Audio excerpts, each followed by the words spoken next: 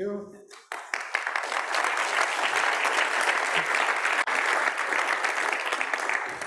Thanks, Barbara.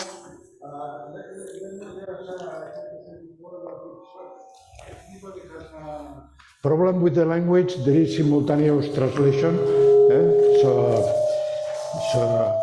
Si alguien tiene algún problema de conseguir la sesión en inglés, pues hay traducción simultánea.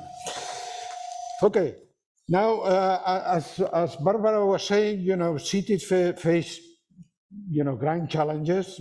We as society face grand challenges, but they are reflected mostly in the cities that require solutions of common good problems characterized by high levels of complexity and little knowledge on even the nature of the solutions. Now, to face these challenges, we need sophisticated public-private partnerships, which are more of the form of innovation ecosystems, that really incorporate a lot of different partners, and the area of analysis is not just the city of Barcelona, but is the greater metropolitan area or even the metropolitan region. So we really have a problem or an issue of understanding what are the governance elements that can make us deal with this complexity and face these choices. But of course, into finding the solutions and the mechanisms, entering in this debate, debate that we many times have in different places. We believe it's very important that it is database, that we should have this debate, because of course there are different approaches. We don't have to agree about everything, but based in data. And that's a little bit the objective of the session of today. Before we organize these other sessions, workshops, more focus in what is the objective of this thing, which is this development of the right governance for the objective of this Barcelona, that I think that when we think about it and about their future, we do have already quite an agreement. We know what we have to do. Of course, the strategies can always be improved, but we have to deal about how we do this thing and reach this thing. And as I say, the starting point is this element of data. So I'm not going to take more time. Then later on into the panel, we'll connect with this thing. But first, we are going to be listening to Ramon Gras, that will present to us this science-focused methodology and the data of Barcelona that gets out of this thing. He's an urban innovation researcher at the Harvard University, co-founder of Aretian Urban Analytics and Design, and I think he's well known for most of you here in Barcelona, and we appreciate, and I want to thank, before giving him the word, this collaboration, that we hope this is just the beginning of a collaboration with you and your organization for the good of Barcelona. Ramon?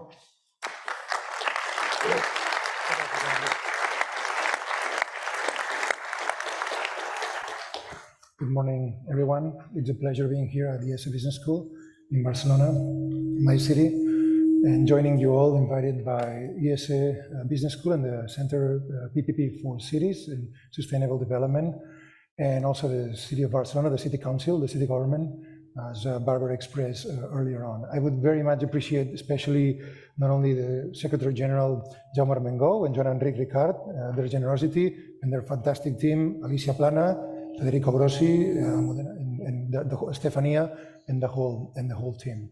So I'm delighted to be sharing here some references of our work at Aretian in the realm of city science, urban design, and economic development, and specifically addressing the challenges that the Barcelona metropolitan region is facing these days, which are remarkable and are complex and are not easy to solve. As Professor Jean-Enric Ricard was mentioning a moment ago, there's this major challenge, and one of the big problems that we do experience in the Barcelona metropolitan region is that the city is crowded with talented people, with a fantastic tradition of social organization and collaboration, economic dynamism, cultural vibrancy. However, in recent decades, for complex historical reasons, there's been some stagnancy being experienced in terms of the economic development opportunities, the urban development vision, and so forth. And that, on the one hand, obviously it creates in the short term some limitations for the quality of life of citizens, but on the other side, we should also mention that it provides an amazing opportunity, because that stagnation of the vision that was shaped during the transition times in the 1970s can be now overcome by shaping a new vision for the coming decades for the city and the broader metropolitan region. So some of the critical questions that we can address, right, is how can we tackle the complex problems facing society? How can we tackle the complex problems facing the Barcelona metropolitan region? That's not an easy question to answer, but it's critical, because otherwise what we experience these days is a number of problems with the limitation and scarcity in terms of access to housing opportunities and affordable housing in particular. There's limitations in terms of the economic opportunities and employment opportunities for the youth especially, but for the broader population as well. There's issues related with income levels that have been stagnant for 20 years. And all of these problems, it would be a major irresponsibility to try to attribute that to a specific government or agency or political party. That would be banal, and that would not be fair. That's been basically a societal issue that needs to be addressed at that scale and with the collaboration of everybody, the public administration, the private sector, social organizations, all together, as Professor Jean-Enric Ricard was mentioning. That's the purpose of his center, the PPP for Cities at IESE Business School. Now, how can these PPP projects contribute to shape this new vision? That's a fundamental question to answer, because there's going to be the need, the demand for this active collaboration, articulate collaboration between all these public and private agencies if we really want to solve the problem. So first of all, environmental sustainability, the urban design vision. What should be the urban development vision for the 5 million citizen urban metropolis? That's quite unclear at the moment. Although there's been some advances, because as Barbara mentioned a moment ago, recently there's been the PDU, the legal framework for urban design that's been recently approved. The idea is that it will start being active very, very soon, and that will create a new flexible framework to shape this economic development and urban development opportunities. A second critical question is, how can we increase the quality of life of citizens through urban development?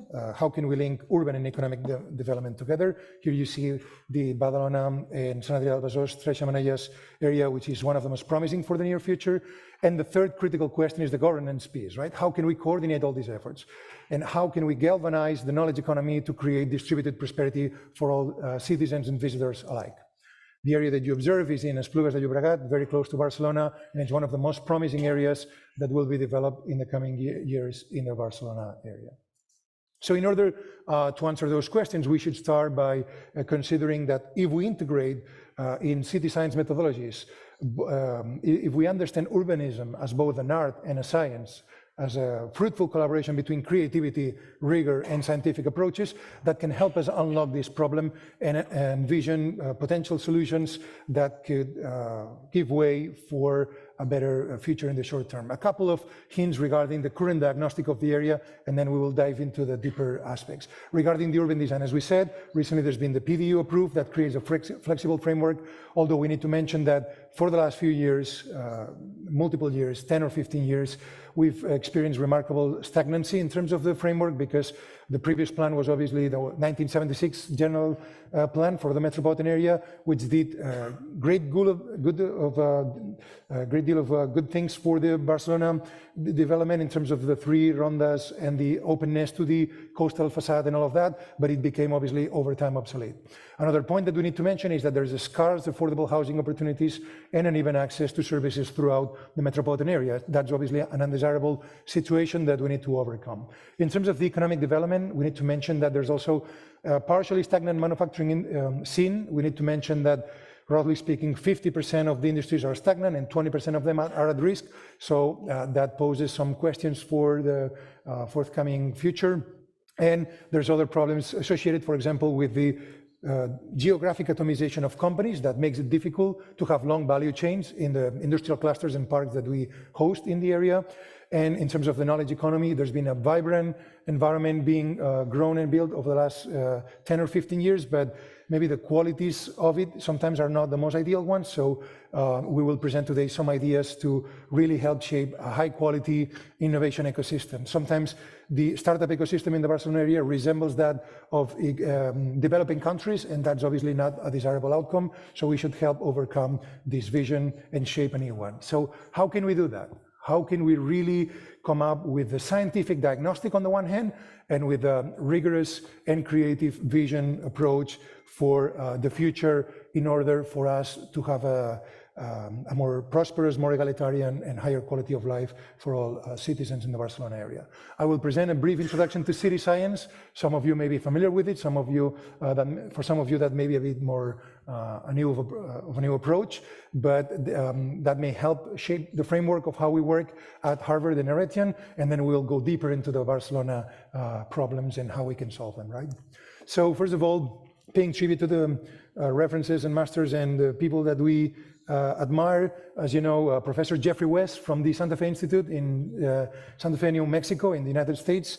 Their team, which is a fantastic research team composed of a very diverse set of backgrounds in mathematics, applied physics, engineering, urbanism, and many others, data science, artificial intelligence. They've made a remarkable contribution since the 1980s to the foundations of city science. As you know, the founder of the science of urbanism was Ildefons Cerdà from Centelles, Osona, Catalunya. He did a major contribution through his general theory of urbanization and through the expansion plan for Barcelona that increased by tenfold the population of the city from 100,000 people to 1 million people within less than a century, and that's an admirable, including a number of key new ideas that he coined, new concepts, and a more scientific and rigorous approach to urbanism. So, but for a number of decades, that approach was a bit underdeveloped, but the team at the Santa Fe Institute in the United States made a remarkable contribution in that realm. One of the most insightful, surprising insights that they learned and the discoveries was the very curious, somewhat funny as well, exact mathematical analogy between the realm of mammals and animals and the realm of cities. So that's critical, because that means that we can understand there's a perfect analogy between the complex systems in nature created by God and the complex systems of cities and urbanism created by men, by mankind, by people, men and women. But cities, as imperfect as they are, they present multiple qualities, and by means of complex systems and network theory, we can really understand them much better and shape a proper strategy. So they found this perfect mathematical analogy that every time when they sort the animals by mass in kilograms, every time they double the mass, what they get is slower heartbeats, higher life expectancy, and more resilient capabilities to overcome the nature and environmental challenges and threats. What that means is that there's a mathematical relationship between, in this case, kilograms in terms of the size and the sophistication and complexity of these animals at the biological level. Obviously, us as people, who are also part of this network, as you see, but we also have some spiritual qualities that animals obviously don't have, right? But that creates a number of interesting observations, which are very, very revealing, and they're global, they're valid worldwide. On the one hand, the economies of scale associated with the sublinear growth of animals, right? And that creates an analogy with the sublinear economies of scale with cities. Every time we increase a city by twice as much in terms of the population, on average, we observe a 15% of savings in terms of the architecture, civil engineering, urban design materials that we need to use to shape the cities materially, right? That also has some other superlinear implications in terms of especially the more spiritual relationships between people. What that means is that every time we increase the population size by twice as much, as a global effect, we observe that there's a 15% increase of diversity of industries, diversity of employment opportunities, diversity of economic sectors and knowledge areas, presence of the knowledge economy, new creators, new innovators, research and development patents, and so forth. So that creates a major surplus that explains to a large extent why people migrate from smaller towns to bigger cities. Now, those advances are really impressive, but they are applied primarily at the city level, at the aggregate level. Our contribution at the Aretian Urban Analytics and Design and at the Harvard City Science and Urban Design team has been to territorize those improvements. And in this case, we've done it by modeling those complex systems at 3 levels. The network of talent, of individual people collaborating in concert, the network of industries and services, and finally, the network of urban design, architecture, and civil engineering and infrastructure that provide the physical support for our urban, personal, and economic development. Now, what we observe is that the overwhelming majority of those networks around the world are mediocre, are medium to low quality. That's the reason of our name. Arete comes from ancient Greek, is to increase a mediocre system, transform it deeply by means of complex systems understanding, combining traditional design with advanced mathematics and artificial intelligence modeling to shape this evolution from a mediocre system into a highly sophisticated one. And then we need a number of critical ingredients and dynamics to make it happen. Obviously, location is very relevant. The real estate people, they talk about location, location, location, but that's insufficient. Accessibility and mobility is a critical challenge that needs to be addressed. If we cannot provide a proper intermodal transportation system for people and goods, it's going to be really hard to really galvanize those areas. The urban design has immense implications. We will discuss some of them today before we dive into the Barcelona case, et cetera, until we have a proper merit-based economic system. What we've learned by means of city science is that there are 10 main types of cities around the world, including the small world cities, linear cities, radial cities, monumental cities, fractal cities, grid or reticular cities, et cetera, that we will discuss in a minute. Why is that relevant? Because each of these cities presents specific characteristics and features that are reverberate and have lasting impact in the quality of life of citizens. How we do measure them? We decompose these systems, which can be understood as a complex and dynamic system, into their multiple components and parts, and we understand how they operate. On the one hand, the 2-dimension urban topology, streets, street networks, boulevards, avenues, highways, the 3-dimensional architectural features of spatial spaces and buildings, and finally the global indicators such as fractality, which is harmony, or entropy, which is order or liberty. In terms of that, we then apply that to multiple cities. We'll just present a couple of examples to illustrate the methodology, and then we'll dive deeper into the Barcelona area in a minute. But here you have, for example, the cities of Frankfurt and Moscow. If you had to compare them with traditional means, it would be really hard. But then we can decompose it into the 2-dimensional, bidimensional structure of avenues, streets, boulevards, and the multiple walkways and pedestrian streets. The same for Moscow, as you immediately see. Central Frankfurt resembles small world network, whereas Moscow presents a more radial concentric system of 9 concentric rings. Then we evaluate the architectural features, which are obviously remarkably different for Frankfurt and Moscow. What is the shape of the building? What is the form of the building? What is the space programming of the building? What is the physical proximity between economic activities? How do people collaborate or not collaborate so much? This is fundamental. And then we create a number of indicators worldwide that then we can compare in equal terms, contrast, and evaluate and extract global lessons that can have lasting implications for better urban design, better economic development strategies, mobility, energy efficiency, among others. That can be applied worldwide. This is an example from Osaka in Japan, where you see the topology, the morphology, the economic activity and amenities, and finally some sample indicators. This is just to illustrate that this potential allows us to compare in an apples-to-apples manner, in an egalitarian manner, these cities with common denominators. Therefore, those comparisons are valuable worldwide, and we can extract global lessons. And if that's the case for Osaka in Japan, we can also apply it to any other city, including Hong Kong for that matter, for that purpose, in China. So then the learnings that we extract are equivalent to those of Professor Jeffrey West, Luis Betancourt, and their team. They're global, universal, therefore scientific, and very useful to address those problems. Now, when we evaluate cities from around the world, here you see a few ones from Europe, the US, Latin America, Asia, the Pacific area, anywhere, Africa, the Middle East, multiple areas around the world. Obviously, the variance of the urban design, the architectural features is remarkable. Now, it's critical to group this into ontological characteristics that we can measure and compare and see what are the best practices. A critical question. Now, once we evaluate that in a scientific way, how can we shape that vision? So the answer lies in look. And you may think, which look, right? Is it Luke Skywalker or maybe the other look, the classical one? So maybe both, right? Who knows? Why is that relevant? Because we did a mathematical demonstration of the parable of the talents, which is obviously in 2 of the 4 canonic Gospels. And that has been published as a scientific paper by an index journal, so it's not a boutade or a provocation. We did a mathematical, we demonstrated mathematically the parable of the talents. You may remember the story of a master that was allocating different resources among the employees.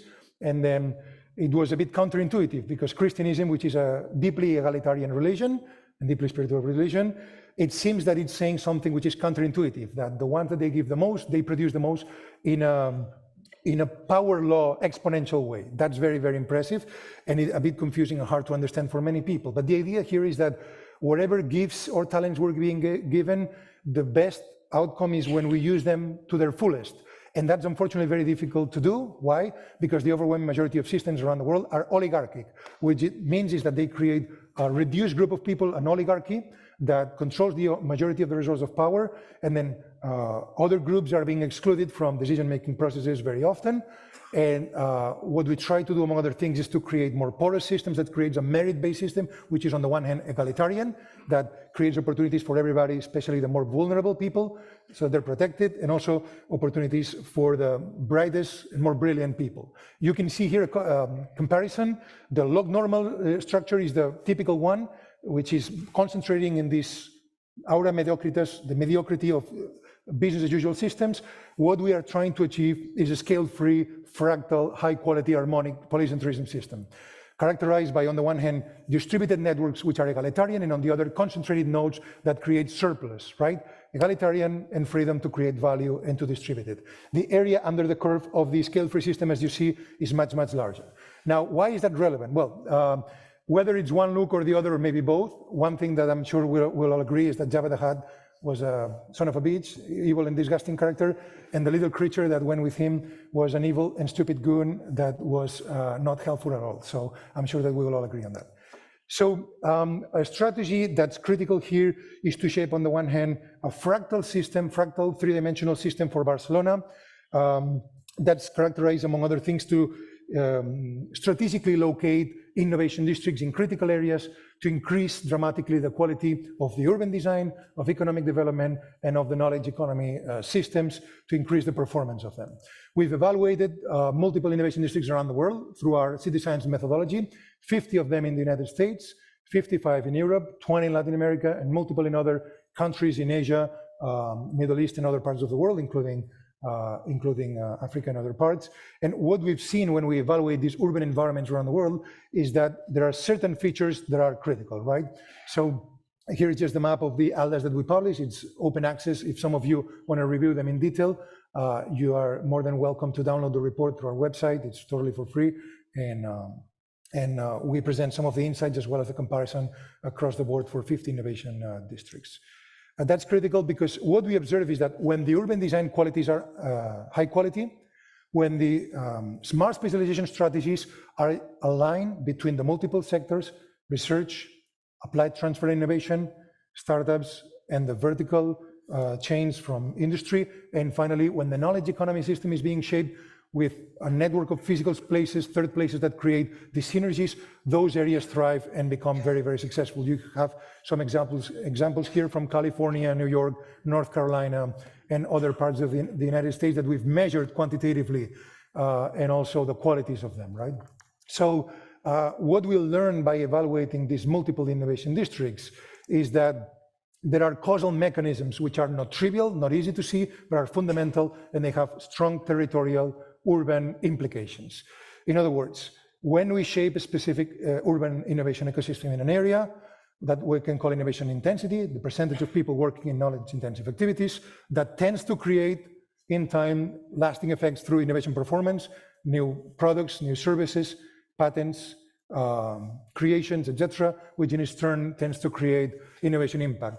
High-quality employment opportunities, well-paid employment opportunities, dramatically increased business revenue, etc., etc. Can we measure that? Yes. We did it. We did it for 270,000 building group observations across the United States, the whole country. And what we observe is that this data-driven analysis of the measurement systems of the success of innovation allows us not only to understand which areas are the most successful ones, but also why. What are the causal mechanisms, right?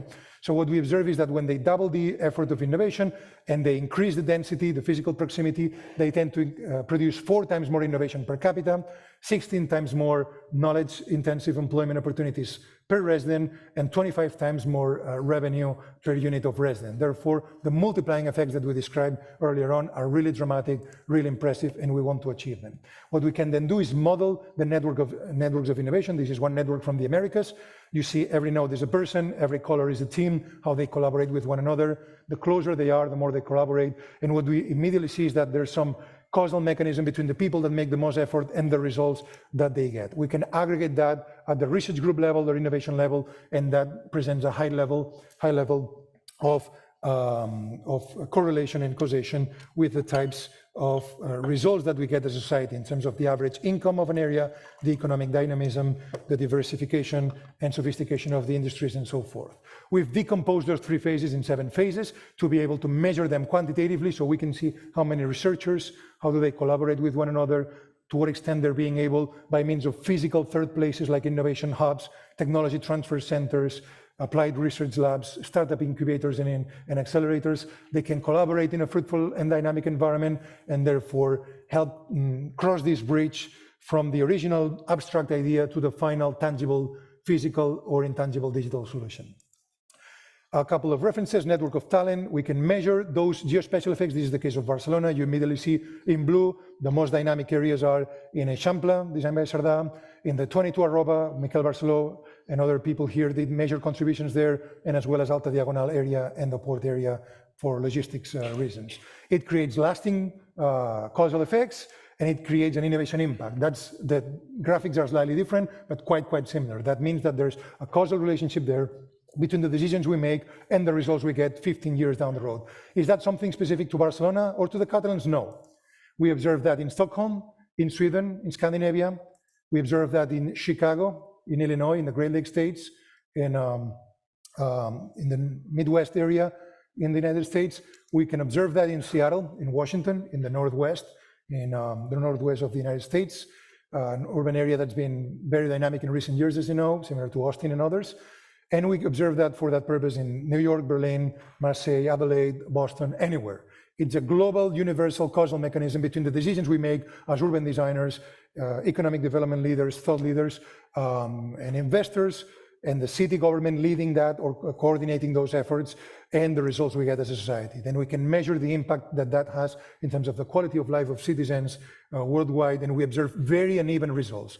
You see the radial concentric system of Paris, it creates high quality of life at the center, lower quality the farther we are from the center. The area influenced by Sardà is high quality, the other areas are much lower, unfortunately. Sao Paulo is a bit of a disaster of a mess. People are very friendly and very sexy and very nice, but from an urban design perspective, it's a bit of a disaster. So we can learn and measure that and understand that. In terms of network of industries, we can, in a data-driven way, evaluate out of the 775 industries worldwide, how many of them are activated, right? In blue, we observe automobile, electronics, industrial products, In purple, we observe chemicals, pharmaceutical products, plastics and polymers. In green, not so much these days, there's the textiles, fashion and apparel industry.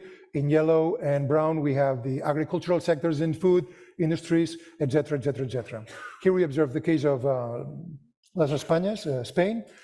We can do the same for Catalonia, we can do the same for Barcelona, and we can do the same for the multiple municipalities and veguerías and comarcas around Catalonia in this case.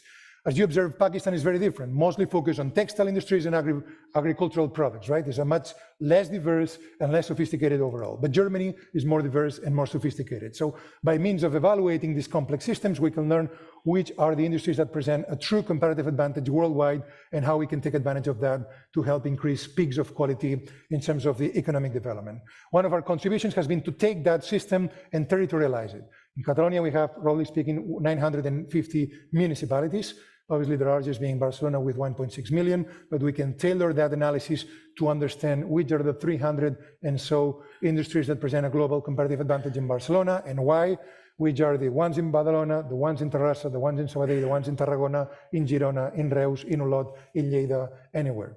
And then we can give them names and surnames and be very, very precise with economic activities where we're really good at today, and also create scenarios for the future by means of artificial intelligence simulations, deeply understanding the knowledge systems that are underlying in society to shape that. And finally, a couple of hints regarding urban design. As we've said, we've evaluated 10 typologies of urban design. What we've seen is that there's a perfect analogy between city types and network types, right?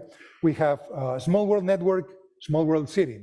We have a linear network, linear city. We have a tree network, a garden city. We have a grid network, a reticular city, etc., etc. And that has not only aesthetic implications in terms of the beauty, but also functional and mathematical implications in terms of the impact of how we relate with one another, how we work with one another. A few examples from small world networks in Bruges, in Belgium, in Moscow, in Russia, for the case of radial systems, but there's also Dubai, Paris, Milano, Shanghai, and others. We have Rome, monumental cities like Washington, D.C., parts of Madrid, Brasilia, and others. Ottawa, Canberra, which is a very good example of a garden city, but there's many other examples in Anglo-Saxon countries and also in continental Europe. And reticular cities like New York City, Chicago, downtown San Francisco, Philadelphia, among others. And fractal cities like the expansion plan for Barcelona, other cities in La Plata in Argentina, or the expansion in Boston, among others. When we learn that, there are two critical aspects to be considered here, the qualitative and the quantitative, to shape the urban design vision. On the one hand, every time we double the density of an urban environment, as long as we don't get to the optimal range for that city, we get remarkable economies of scale in the order of 19%. That means that medium high density levels are the optimal ones, as long as we do not cross the threshold of the optimal range for that degree of population. But more important than quantity is quality. Every time we double urban design fractality, architectural fractality, connectivity between people, physical proximity, qualities of aesthetic and functional qualities of architectural spaces, we observe a 31% worldwide global superlinear increase in efficiency and quality. This is very important. It means that quantity and quality are both relevant, but quality is overall more relevant. Or as Mr. Pirelli said, power without control is useless, right? Analyze cities. Can we prove that mathematically? Yes, we can. We compare them many cities in a log-log scale, and we observe that the fractal systems are on average 3.5 times more efficient than the radial systems, such as the ones in Paris, in Dubai, and other countries and cities around the world, right? Obviously, Barcelona is composed of multiple things, 45% fractal, 55% of other systems, monumental in the scores, small world network in La Ciutat Vella, etc., but that part, which is half of the city, is very, very important, and it raises the level of the quality overall for the city. Sao Paulo is a bit of a disaster. These are the unfortunate notes down below, unfortunately, and Stockholm is a relatively medium high quality, thank God for them, that's good for them. Then we can compare global cities worldwide. Here we have represented 500 million people from around the world, Asia, Europe, Latin America, United States, the Americas in general. And you see that these trends are superlinear and can be measured worldwide, and we can understand what are the target values. We know now that a system that has more than 0.7 in a standardized way from urban design fractality, it tends to present high quality architectural spaces and connectivity for urban design. So fractality is like being a good person, or sexiness. The more, the better. The more, the better. Entropy, however, is different. Is regularity or liberty. We want a combination of liberty and some efficiency. Intermediate levels of entropy are the optimal ones overall. And here are a few examples in architecture that we can see in multiple buildings around the world, public office buildings or churches and all types of buildings that present these fractal shapes that replicate themselves at multiple scales that we can observe in nature, we can observe in art, we can observe in architecture, we can observe in multiple human creations as well, and we intuitively associated them with beauty and with the spatial places, right? This is the expansion plan for Boston, which has a remarkably fractal composition developed more or less around the time of the expansion of Barcelona. Now, this is critical because then we can shape increasing fractality and the other systems and apply those learnings for Barcelona, because we know that we can then establish gradients. For example, the case of Osaka is remarkably less fractal than New York City, etc., etc., etc. We can compare all the cities worldwide at the high level of precision of units of 1,000 people, and that can help shape urban design, architectural space, combining more traditional design capabilities and systems with other considerations. Now, finally, getting into the Barcelona considerations. What that means is that if we can shape a fractal urban design vision in a three-dimensional manner for the whole metropolitan region of 5 million, if we can shape a smart urban development strategy and knowledge economy, we can really turn the tide of the current situation of stagnancy for the last 20 years and be more dynamic and be one of the world-class talent, attraction, retention, and development centers, one of the foremost in the world. This is the current status, and on top of that fractal three-dimensional vision for the 5 million and 125 municipalities of the metro region, we can strategically locate 5 innovation districts, a network of 5 innovation districts that could have anywhere between 25 and 35 or 40,000 employment opportunities in the near future, of which 50% of them could be obviously knowledge intensive, and that would create these multiplying effects that we mentioned earlier on. How can we shape that? Obviously, the city has been developed in multiple historical phases, but there's these areas, and I believe that later on, Maria Galindo and Miquel Barceló and Professor Andreu Mascolell and Robert Gili and Jean-Enric Ricard will discuss this at length and in depth. But we have some industrial parks that are remarkably obsolete these days, especially the ones developed during the dictatorship, that have become obsolete in terms of their low quality urban design spaces. We're talking about, for example, the Bon Pastor area. We have 5 industrial clusters which are totally obsolete, only 8,000 people working in this area, very low innovation intensity, 21%. If we're considering that an innovation district should have 35 to 40,000 innovation intensity at least to be a properly innovation district, and we're only 22 or 21, we're really far away from that. 8,000 people, this area has the capacity by means of city science to host 32, 34,000 people in the future. So we should increase remarkably twice as much, so 4 times more the levels of density, and we should shape the space programming and the urban design and the zoning in a way that can be achieved. Nearby, we have the Diagonal Mar in 22 Arroba East and the Badalona and the Three Chimneys, and on the other side, we have the Esplugas corridor next to Bonanova in Pedralbes, as well as the Port Airport Zona Franca area that should be very promising for the coming years. Then we can start evaluating the industries and companies operating in those spaces and understand what's going on. You see that immediately it's a mess, right? The 5 industrial clusters that were developed in this area, they're a total mess. Out of the 750 companies operating right now, only 100 of them are innovative or partially innovative, and the majority of them have less than 10 employees. So there's mostly SMEs, PYMEs, small companies and medium companies. Therefore, and there's a remarkable space atomization. The way they are right now, they're too widespread, too distributed, therefore it's impossible to constitute an innovation ecosystem unless we really redesign the whole environment. The city government of Barcelona, departments of urbanism and economic development have been actively contributing to this, and they're leading the efforts to transform the urban design, and we contributed in this project as well. So I'll present some of the ideas of the master plan that we developed with the city of Barcelona. These are the current parcels. As you see, they're very atomized, very inefficient, very strangely shaped. And out of this network system of research, innovation, startups, etc., you see that the first 4 phases of the knowledge creation and diffusion are almost negligible at the moment. What we have is 100 innovative companies, 650 which are regular supporting companies. What we want is the desirable future 20 years down the road, where we have a proper ecosystem with research, applied transfer, innovation, leading technology firms. So this is the current status from a network perspective. This is what we want to have, a proper ecosystem. There's a vast difference between having a few companies and having a proper innovation ecosystem. That's the vision that we shape. The size node is basically the quantity of innovation employment. The color is the type of activity. And these are what we observe is that we observe that there are 1,089 theoretical research fields in the 10 universities, public and private, operating in the area, UPC, Barcelona Tech, UB, and others. We've evaluated them all through a network systems approach.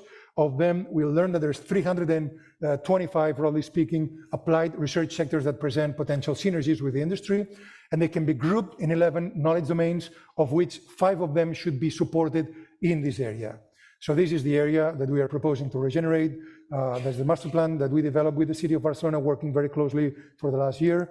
And these are the 5 knowledge areas, including urban tech technologies, including robotics and advanced manufacturing, including nanotechnology and advanced materials, and including agri technology and renewable energy, among others, which are very, very critical industries for the near future to address climate issues. Now, not only the geographic clustering estimate for the different activities, but also it's critical to understand the network logic of them all, how these different hierarchies of knowledge creation, diffusion, and lending will be critical for the success of the urban design of these environments. And then we can estimate and measure the square footage or square meters, the capacity, the building height for each of the different activities that will be hosted for the future regeneration of those districts.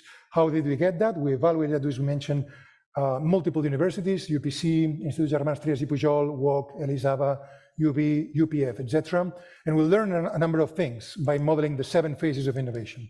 We'll learn that, for example, the strongest base is obviously UPC Barcelona Tech. It's the #1 technology hub in Catalonia. Then in UB, you see that the area of nodes which is more crowded, more connected, more dense, more sophisticated, is the whole area that focuses primarily on medical sciences, pharmaceutical, biotech. So that area is very fruitful for the coming years for Barcelona. We have in Institut Germans Trias i Pujol areas like oncology, research, leukemia, viral disease diagnostics, and others are very promising, etc., etc. So we can identify out of these different universities and research centers which are the most salient research fields that present the most attractive and the most fruitful areas for linking theoretical research with industry and creating these fruitful ecosystems, right? We have urban tech, advanced manufacturing, among others. For the case of UPC, this is the case of Barcelona Tech, IGTP, Can Ruti in Badalona, public health, genetics, oncology, cardiology, viral diseases, leukemia, among others. We have the same for the University of Barcelona, including molecular genetics, neuroscience, cardiology, disease research, etc. Now, the problem is that right now, those connections are broken for the most part. We do have a few sparse knowledge transfer centers, but not enough. We really need to focus way more. We need to increase critical mass, and we need to establish long-lasting relationships between those research areas. And that's what we created. We created highly detailed diagrams that connect for each of the 11 domains of knowledge, the applied research, the theoretical research with the applied research, with the knowledge transfer centers, with the startups, and with the vertical industries for each of the areas. So then we can zoom in. This is the case of, for example, in Bon Pastor for urban tech, and we can do a deeper dive into the different knowledge domains and the subdomains that present the most promising prospects for the near future, and connect it with the businesses, whether large or small, that could be clustering and creating these synergies between theoretical, and that's where the PPP strategies are fundamental and critical. When we cross the information between research and we cross the information with the vertical streams of startups and the well-established industries, there are these 11 domains of knowledge that emerge, and they should be strategically emphasized in different ways. There's 5 of them in Bon Pastor, Besòs area in Barcelona. There's 4 knowledge areas that should be promoted in Badalona, including pharmaceutical and medical. There's 4 knowledge areas that should be promoted in the case of Esplugas and the Alta Diagonal corridor, and there's 3 of them for the logistics hub between the port and the airport that could be strengthened in the coming years. And these are a few summaries for each of the knowledge domains where we can connect the researchers, the innovators, the startup leaders, the business leaders, and the public servants that contribute to coordinate all these efforts. How can we do that? We can create similar to what we did for countries when we presented about Catalonia, Spain, and all the others before. We can apply that at the municipal level. This is the case of Barcelona, and create 4 quadrants. On the x-axis, the quantity, so how strong these industries are. Every node is an industry. And on the y-axis, the level of sophistication. Obviously, we want to be on the upper right-hand side quadrant, and we can generate scenarios for the future to understand which are the knowledge areas that are the most promising ones and how we can get there. Then we can generate 3 smart specialization scenarios for the future: short-term, 2-3 years; mid-term, 5-7 years; long-term, 12 to 15 years, and accompany these institutions, public and private, to shape. And we know that 114 of them really do present very strong prospects to become the success leaders and the most promising knowledge domains for the coming future that we should be supporting in society between public and private administrations by means of public PPP projects. And we can give them specific names and surnames. We know exactly the types of physical products and intangible services that we should be promoting in order to get the level of sophistication and talent development that we deserve as a society, right? Then finally, a couple of architectural considerations towards the end. This is obviously an urban design evaluation of the Barcelona area. One of the most salient things that you observe is that the area designed by Sardà presents a higher quality overall, right? It's a deeper blue. This is not political or anything. It just means, in this case, quality. The blue are the better, the red the worse, in this case. And we observe that the Eixample area and the Sant Martí area presents higher quality, but the area of Besòs presents overall medium, low, or low urban design qualities. So these areas could be regenerated in terms of the topology, in terms of the morphology of these architectural buildings, in terms of the levels of entropy, the fractality, by means of these different urban design interventions, and then linking the physical urban design with the activities that should be nurtured in these areas. And then if we have this network of 5 innovation districts, first tier in the immediate surroundings of Barcelona, and then secondary tiers in cities like Viladecans, in cities like Sitges, in cities like Sant Cugat or Sabadell, in cities like Manresa, etc., etc., etc., we can constitute a very powerful network for the coming years to regenerate. Network science allows us also, finally, to also detect the uneven distribution of public mobility transportation systems. We have the bus network, we have the metro underground network, the subway, we have the tramway systems in the areas that are not so well covered, therefore, how we can improve the deployment and the development of those infrastructure design and deployment systems and services so that everybody's covered and everybody has access to those services. And that can also be applied to the cultural, urban and cultural amenities, including libraries, cultural centers, among many others. So that finally, that's the vision. And that could also be developed for other areas, which I will mention very briefly. In the case of Esplugas, it's a very promising area. In this area, this is the bidimensional topology, 3-dimensional morphology of the spaces. And we have this impressive corridor of public and private universities, including La Salle, IESE, Ramon Llull, Blanquerna, Universitat Internacional de Catalunya, IESE here where we are gathered today, ESADE, the competition, but we need to mention them, right? Hopefully that's not a problem, Jaume. I'm not going to be punished, right? Okay. Sant Joan de Déu, especially for pediatrics and medical research for children. And as you know, Hospital Clinic will be transported from Central Eixample to this area. Barcelona meeting Esplugas and close to Hospitalet as well, and University of Barcelona as well.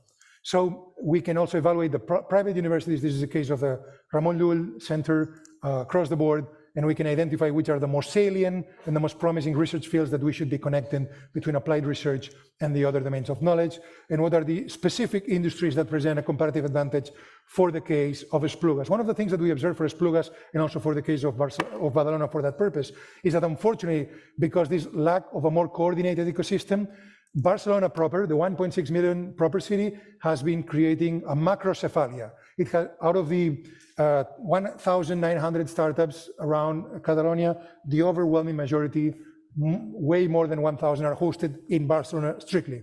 That, for example, in Hospitalet, we only have like less than 20. In Esplugas, we have around 10. In Badalona, we have around 15. So it should be way more dense, this ecosystem.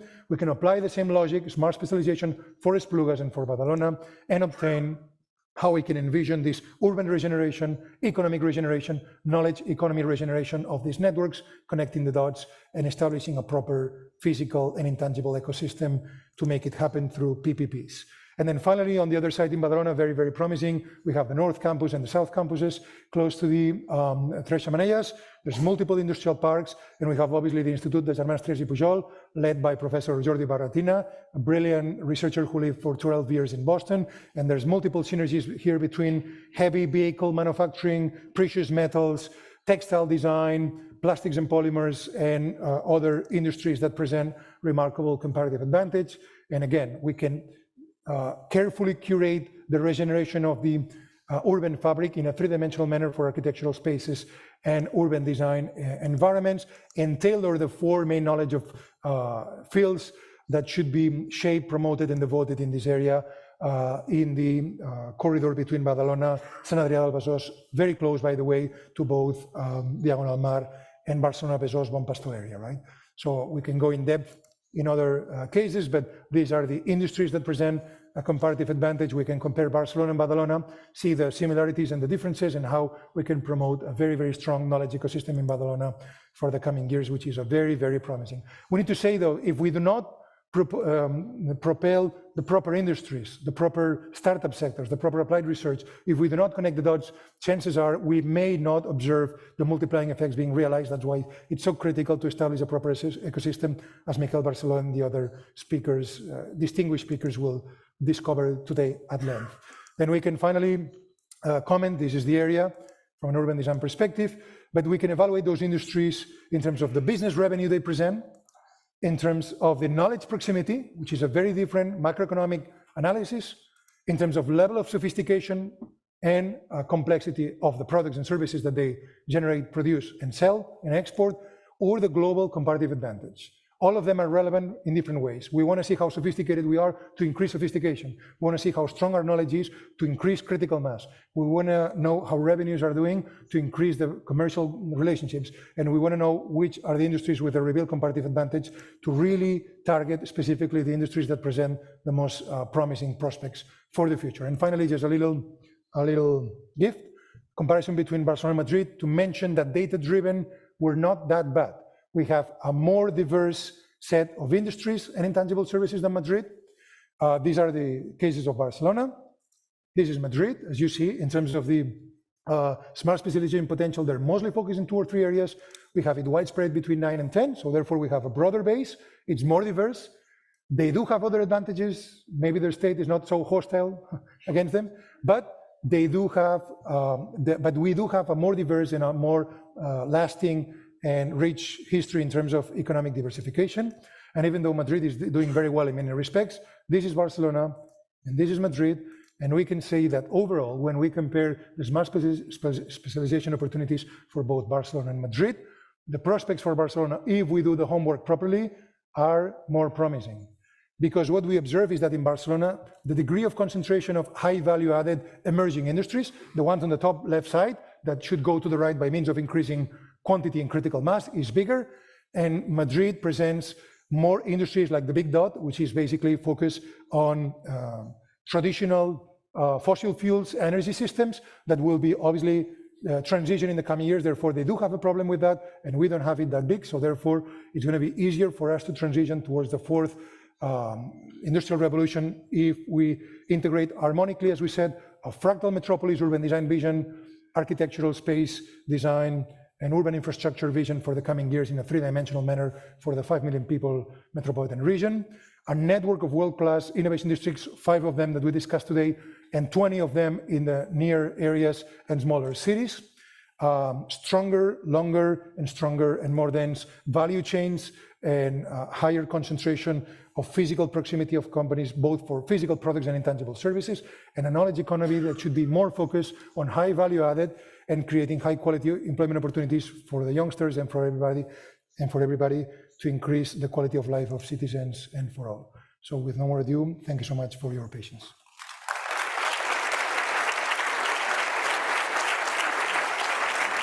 Okay, good morning again. I cannot speak at the speed that Ramon was using and saying so many things that, but I think we all get the image about the value and the strength of the data that we can use to deal with the issues that we have interest, and of course all of them need quite a lot of thinking over this data that we have seen in a very fast way. But now, we have a very distinguished panel to try to move it down a little bit about how to execute this thing. Now, I will say that in general, we will all agree that we have to work into this transition of in Barcelona to be more knowledge-based, more green or sustainable, digital, social and prosperous city.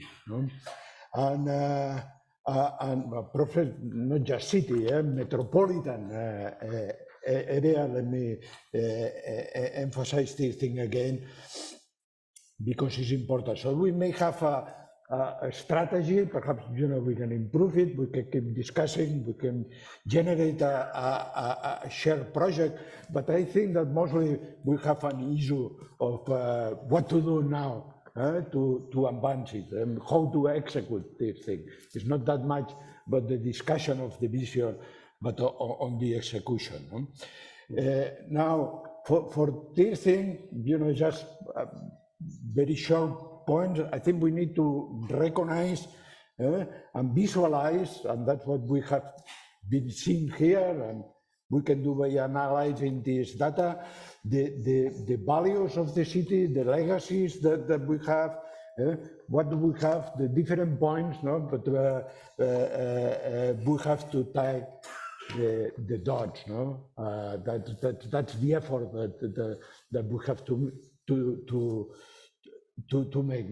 But we don't have an important base, but we need to make the right choices.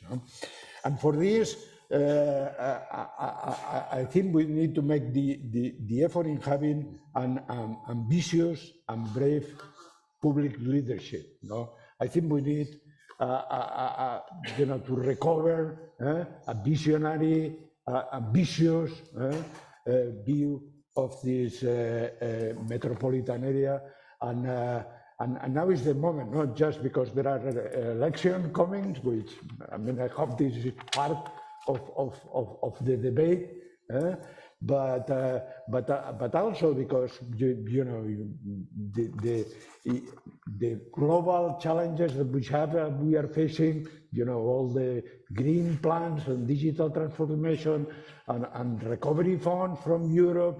All the stars are kind of going. Now is the moment of really use all this push into the right direction for an important transformation in the metropolitan area. But to do this thing, we need this leadership, but I think we also need to recover the trust, consensus, to realize these new public-private collaborations. It is true that the city have also a tradition of this collaboration, but it's also true that the complexity of the new collaboration make it that we need a more broad, relational ecosystem types of collaboration. And we need the confluence of everybody, and that has been, I think, made clear by Ramon, and that's why we are getting not just the people in the panel, but the ones that are sitting here, and that we hope we can open up this conversation today very little, but keep this conversation alive for the good of Barcelona. Now, but to do these things, so, we need the leadership, we need these new forms of collaboration, and that require, I think, a pretty innovative new governance. No?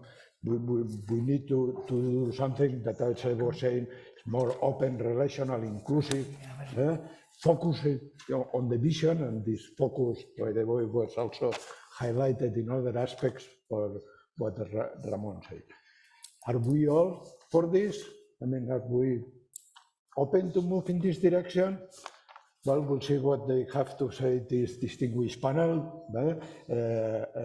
I'm going to just mention very few things, because I could spend the whole morning talking about the contributions of the people that we have into this panel. But anyway, in the order that they will be talking now, Andreu Mascolell, I should say honorable, no?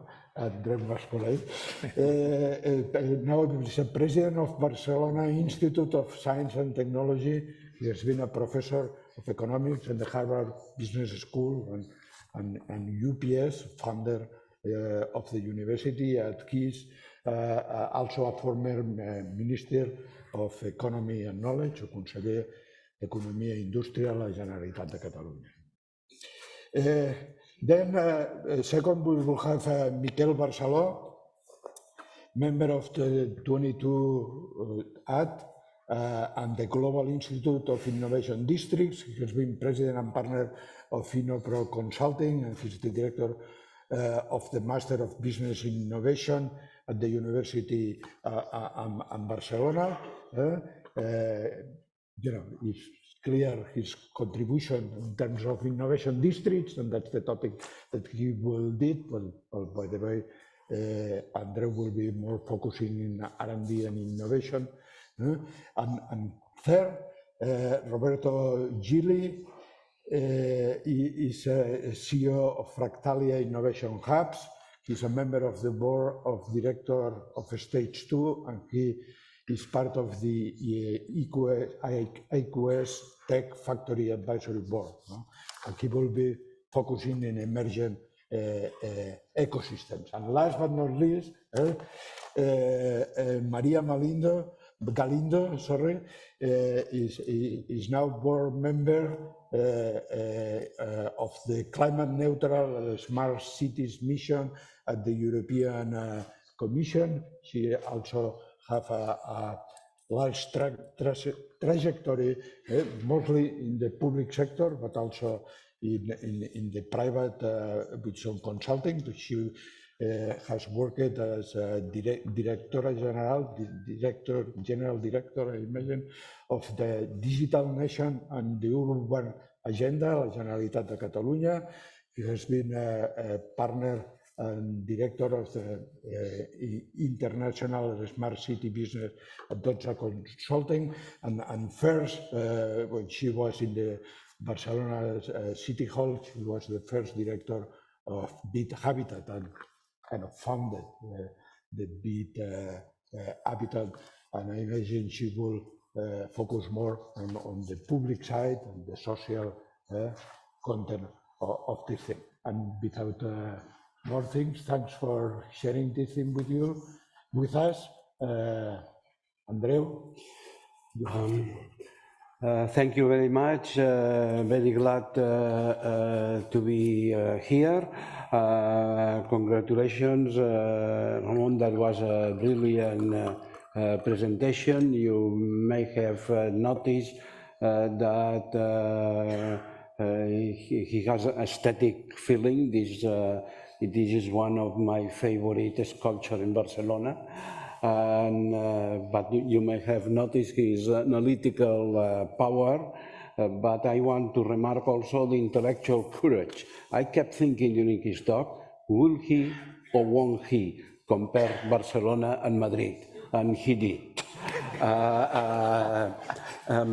Commentators can do two things. If they are a specialist in the area, they nitpick. If they are not specialists in the area, they have to do general commentaries. which are, in comparison, are going to seem pedestrian. So I take the pedestrian way. And what I will do, having been in politics and learning that messages have to be repeated, I am going to recycle the presentation that we, and I will say fully we are, made 2 years ago at the first React, where we wrote a little piece with Pep Martorell from the BSc and Jordi Camí on a limited topic, which, however, also leads to a little atlas, and which I am certainly curious to understand someday how it fits with all the theoretical developments that Ramon has mentioned to us. And the issue was on the location of research, to avoid the word cluster, etc. We use the word nucleus. So I will say nucleus. So the nucleus of research. And when I mean research, now understand that comparatively speaking, I am referring to hardcore research. So the kind of research that is not close to the market. As we get close to the market, there are specific issues. The logics keep changing, so this is research. And maybe I will mention the final thesis, because I only have 10 minutes. The final thesis is you need in a geographical area, let's say the metropolitan area of Barcelona, the presence of nucleus of research.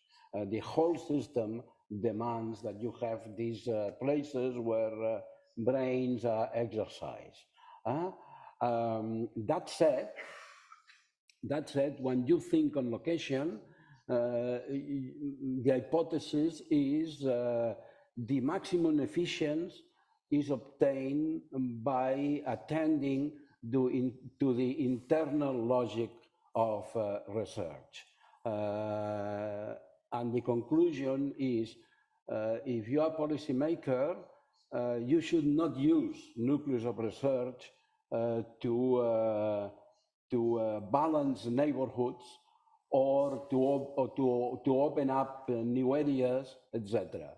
The logic of research is if you have 8 or 9 nucleus of research in the city, reinforce these 8 or 9 nucleus of research and don't play with, now there is a new initiative, we are going to place it in a place where there won't be interaction with other immediate interaction, short-round interaction with other research, but nuclearize into make bigger what there is. And the logic of it, the justifications are 3 overlapping. One is research needs physical infrastructures, and those physical infrastructures for efficiency require volume and require scale. And so you cannot have a huge supercomputer at every nucleus, so you cannot have this. So this is one reason. Historically, that's the reason why nucleus emerged historically. So universities could be described from the very beginning as a bunch of scholars grouping themselves around the library being the infrastructure. And these days, the libraries are not so important, but linear accelerators have not yet been virtualized. Atoms have to physically heat, so that's one. Related to that is connectivity, and that not just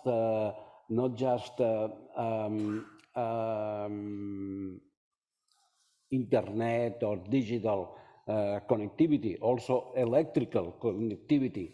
That's very clear in the case of the supercomputer. You need a specific electrical power availability to power a nucleus of research. You cannot disperse that through the city in an indiscriminate way. And the third, and perhaps most important, is research is open doors, is interaction, and short-round human interaction will remain as a source of creativity, and the Bostons and the Berkeleys, etc. of this world are proof enough. And it's an interaction which is very short-round. I'm seeing it these days. I'm involved with the Mercat del Peix, etc. Well, there is an issue, and you say, well, everything will be closed. Well, I have already heard some people in the PRBB saying, well, what you are doing is very far, is in the other side of a highway and of railroad tracks. It's 200 meters. And, so we'll see if it works. And if there is enough of this short-round interaction. Well, given that reason, that's our recommendation. And we did our little atlas, which I'm going to read very quickly. And there are points of context with the atlas that has been described by Ramon. And with that, I will finish. I just read it very, very quickly. It's the metropolitan area. And you will notice that the atlas develops, the nucleus developed around universities or hospitals historically. And I don't know what exactly the implications of that. And historically, they go from the central Barcelona, they extend in Barcelona, they extend in the metropolitan area, and perhaps 50 years from now, we'll see it extended beyond the metropolitan area.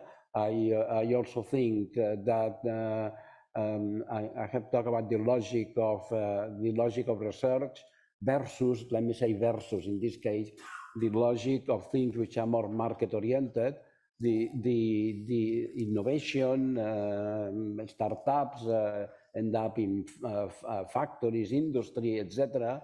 And the logical location of that is spreading from these centers. I see more of these emphasis in the metropolitan area, more in the second metropolitan area. Those need more space.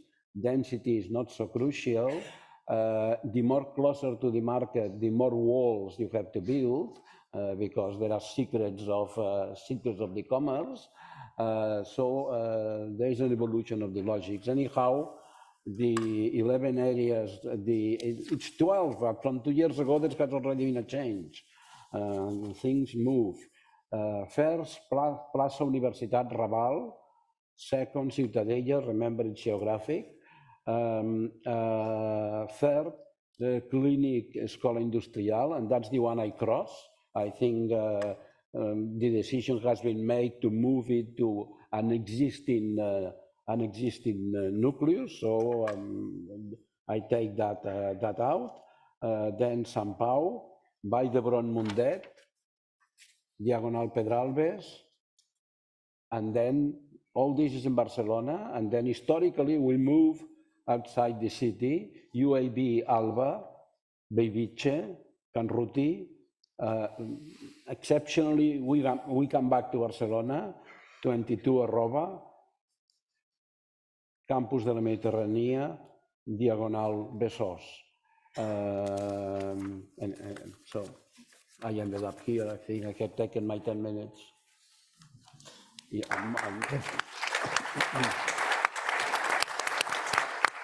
Thank you, Andreu. Miquel? Okay, thanks to IESE and Research Center, PPP, for that invitation to have the opportunity to think about the future of the city as innovation ecosystem based on some ideas developed by Ramon Gras. Thanks, Ramon, for giving such amount of data. We will spend some years digesting all this data you provide.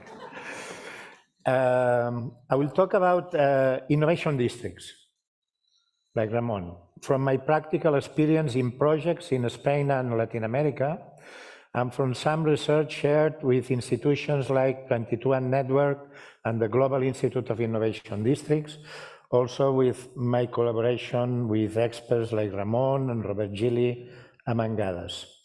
I will divide my intervention. I will propose you a sort of journey. I will divide my intervention starting with the 22@ district. Then I will propose you some lessons from that experience, from that practical experience. And then I will propose, I will describe the current model of innovation district that is being developed all over the world right now. Finally, I will make some conclusion remarks.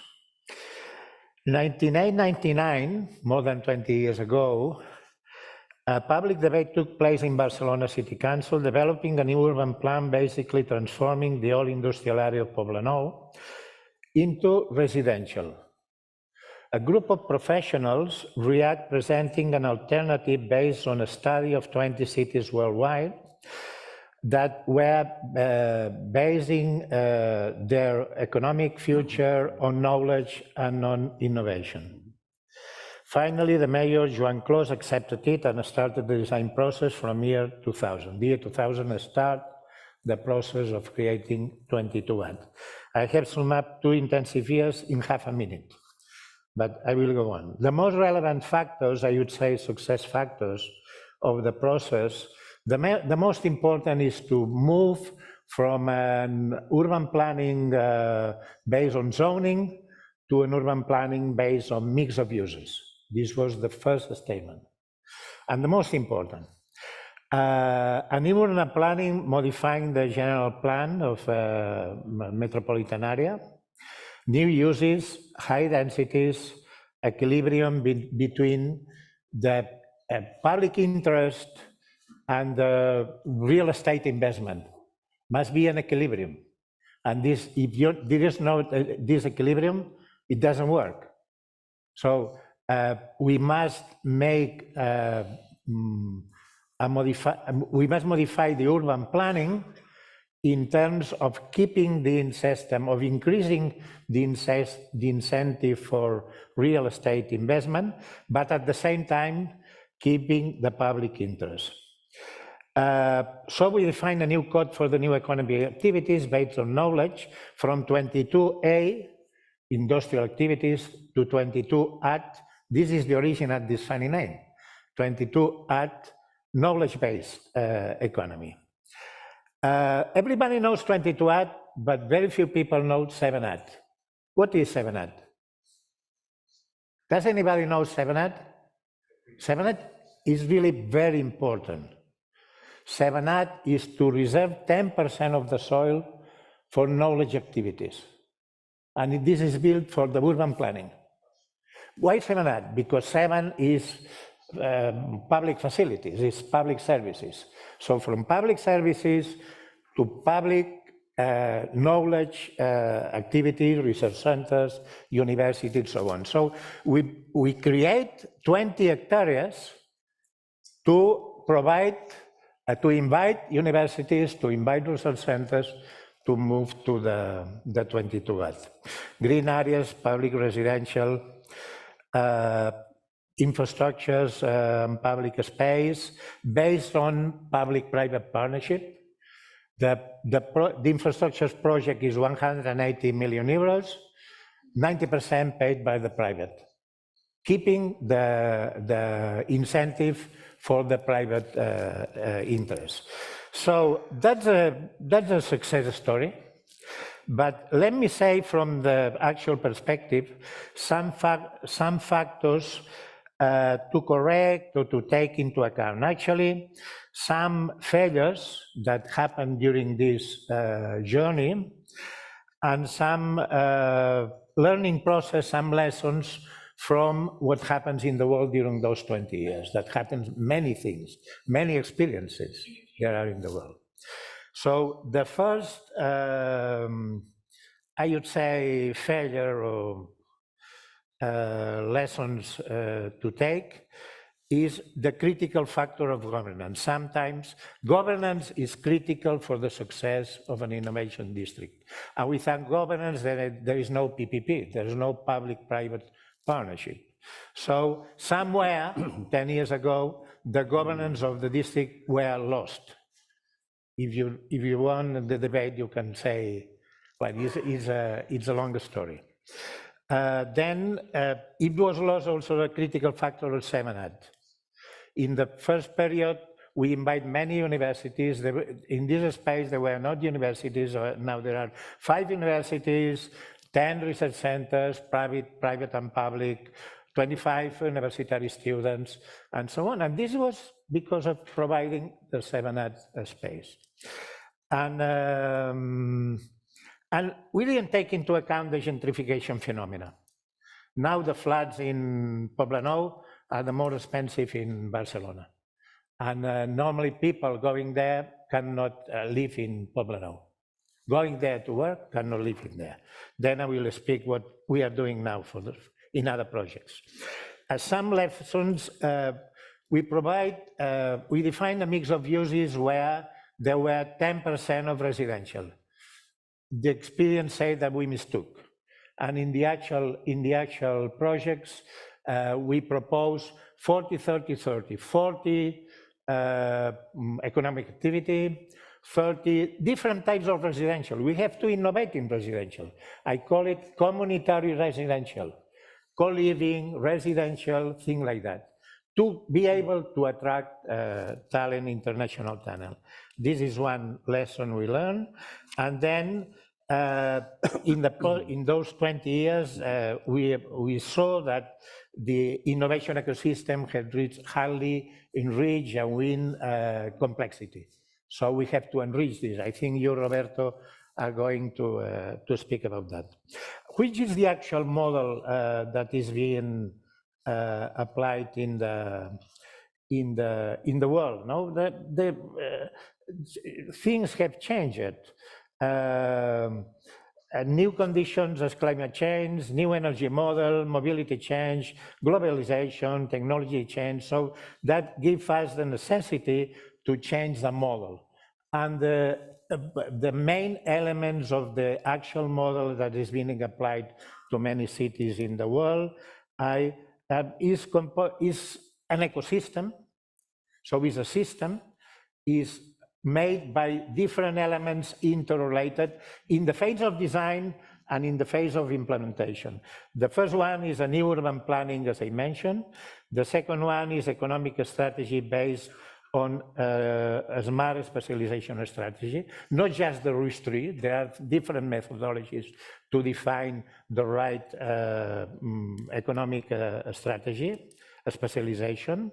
A knowledge base that research centers, technology centers, universities. That doesn't mean that the research centers have to move to the innovation district, as Dr. Masculel said.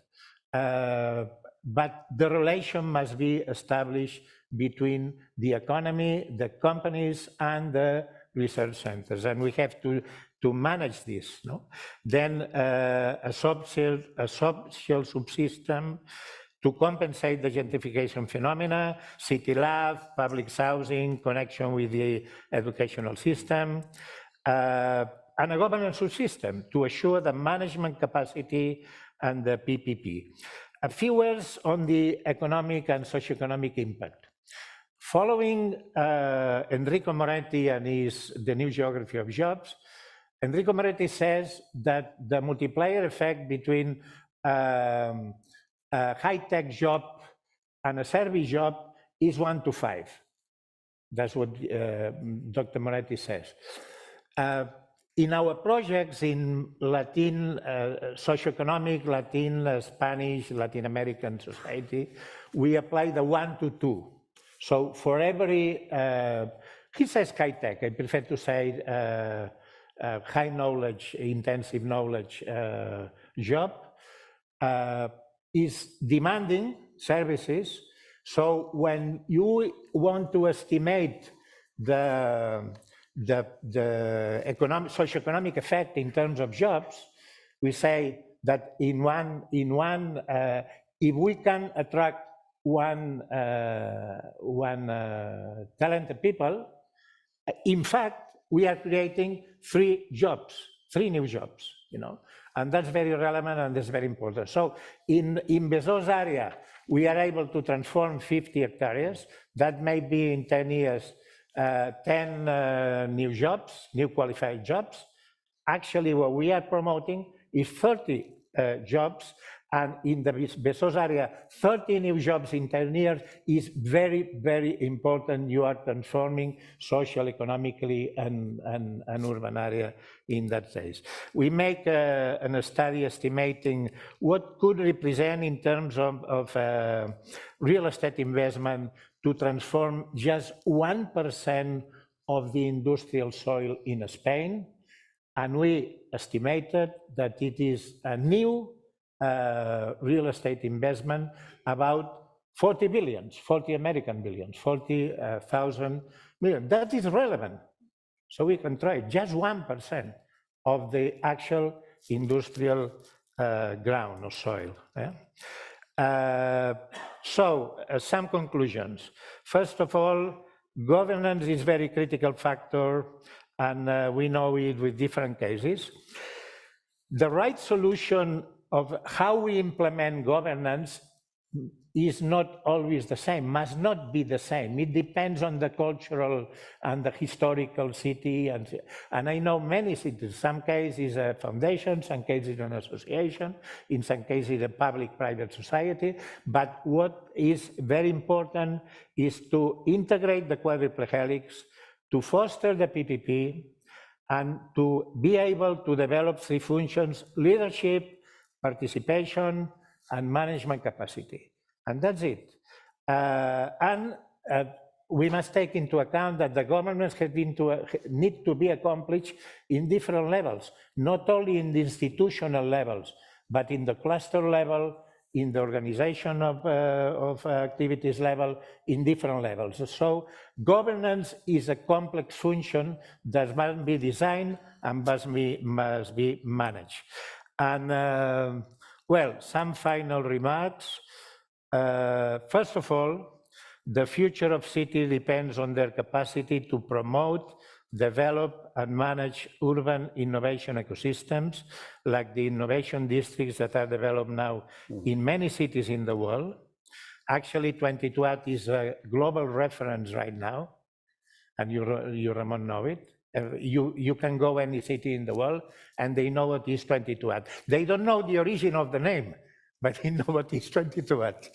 And then second, the future of the Barcelona, not just the metropolitan area, the city of 5 million, the region metropolitan Barcelona, will depend on the capacity to develop, in my opinion, localized idea, as Ramon said, and Besòs area is a privileged place. Also, Baix Llobregat, also a very powerful place that is the triangle Sant Cugat, Cerdanyola, Rubí, that has a strong potential because those three cities are very complementary. What we need is to make a project integrating that, and the actual logic of going municipality by municipality is not the most effective one. And some of the 10 in the area metropolitana, there are 10,000 hectares.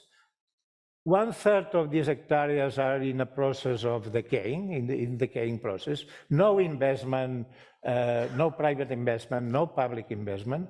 There is a great opportunity to create such innovation ecosystem in the future in the metropolitan area. Thank you, and we can expand on some aspects during the debate. Okay.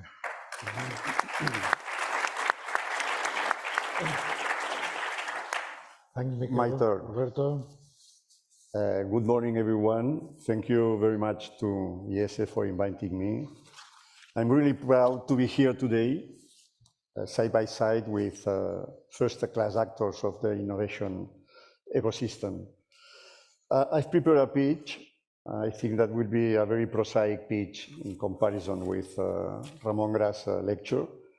but I will go on with trying to explain a little bit, which is the entourage regarding ecosystems. No?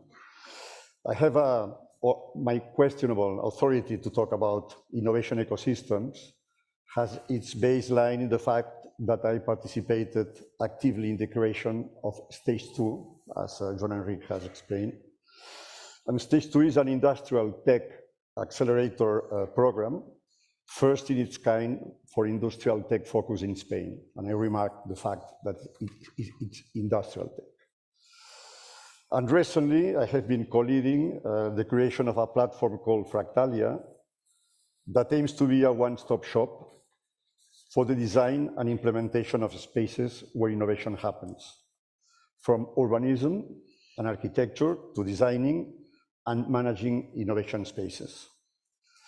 But when we talk about innovation ecosystems, and that's the point of my pitch, what do we mean? How can we establish a perimeter? And I remember a recent lecture of Ramon Gras, I was there, Ramon, where he asked the attendants just at the beginning, in a provocative way, how many innovation hubs do you think we have in Barcelona? I have to confess that I said 3, other people said 4, someone said 5, and the answer for Ramon was none. You will explain a little bit about that later. No? But as a consequence, when they invited me to talk about innovation ecosystems, I felt a little bit concerned. It's true that when we talk about innovation spaces, sometimes we mix concepts such as districts, ecosystems, clusters, hubs, and so on. In this sense, I think that the book that Miquel Barceló will publish in a few weeks, Innovation Districts, clarifies a lot of all of these concepts. No?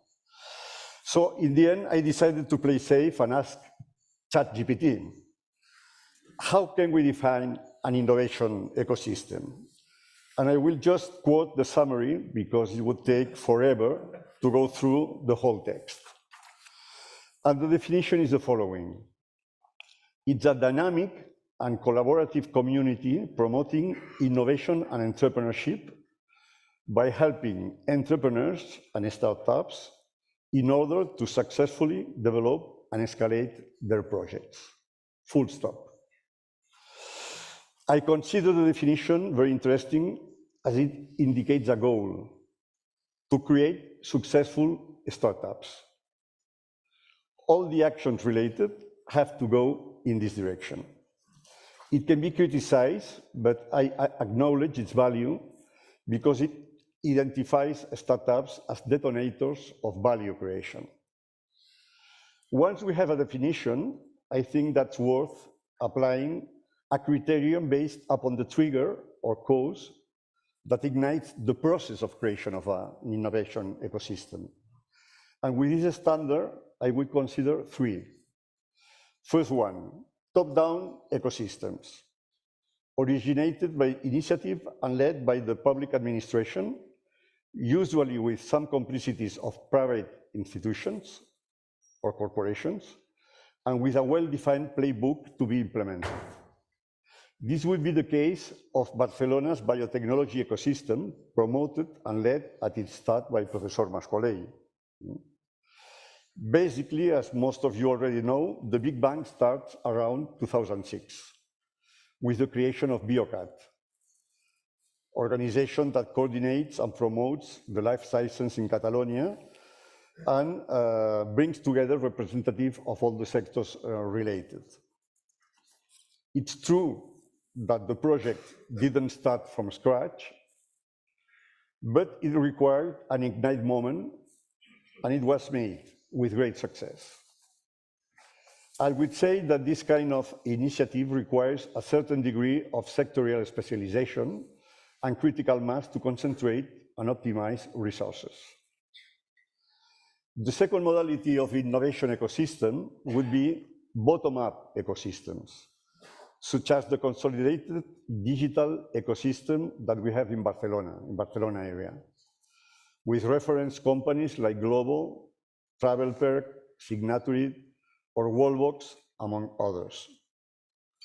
These outstanding firms are the result of the explosive initiative of entrepreneurs, with the support of a number of facilitators, such as universities, public bodies like Axio and ICEF, technology centers, big corporations, etc., venture capital funds. But they have to be there so that the entrepreneurs initiative can succeed. In Barcelona, we did it, and we can be proud of it. This is pure Techstars model, an accelerator created in the year 2006 in Boulder, Colorado, by initiative of Brad Feld, a successful entrepreneur from MIT, and some others, who wanted Boulder, a wonderful place to live in, become a benchmark innovation ecosystem in order to attract external talent so that the system could be fueled, and therefore become an alternative to the East and Western Coast ecosystems like Boston, New York, Bay Area. And in the end, Boulder has reached 5 consolidated clusters.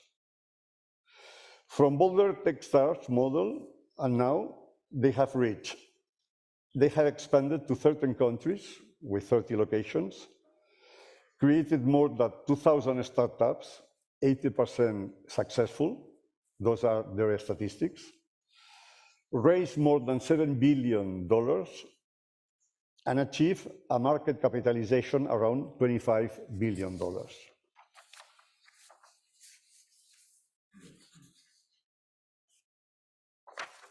With these figures, Techstars affirm that an innovation ecosystem can be created anywhere if there are enough committed entrepreneurs and a minimum of facilitator resources. This is always controversial. Which are the minimum facilitator resources? Which is the minimal critical mass? This model could be a good reference for our Stage 2 initiative, an industrial tech acceleration program backed with a venture fund, created from scratch by private investors, and that we would like it to be a trigger for the creation of an industrial tech hub in the right bank of Besor River.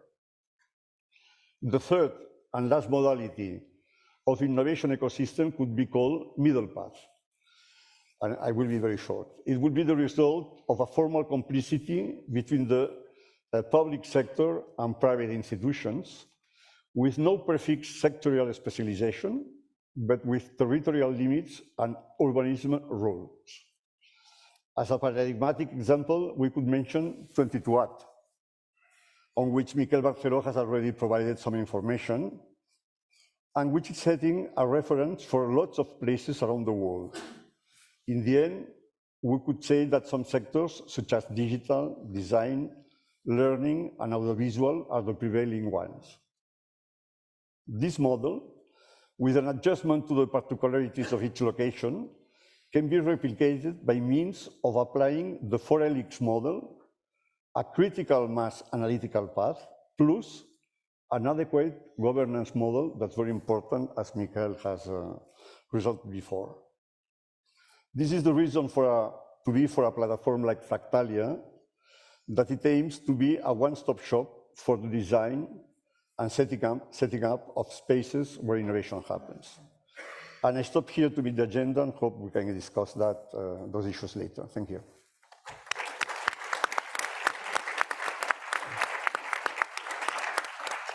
Thanks, Roberto. Maria? Thank you so much. Well, thank you to IESE and the universities for hosting this conference, this debate. Ramon Gras, your conference has been insightful, brilliant, and just like throwing all the sleepers out. I think we're really in a change of era right now. Okay, we have like the global goals. You cannot hear me? Yeah. Is it now? No? We're here.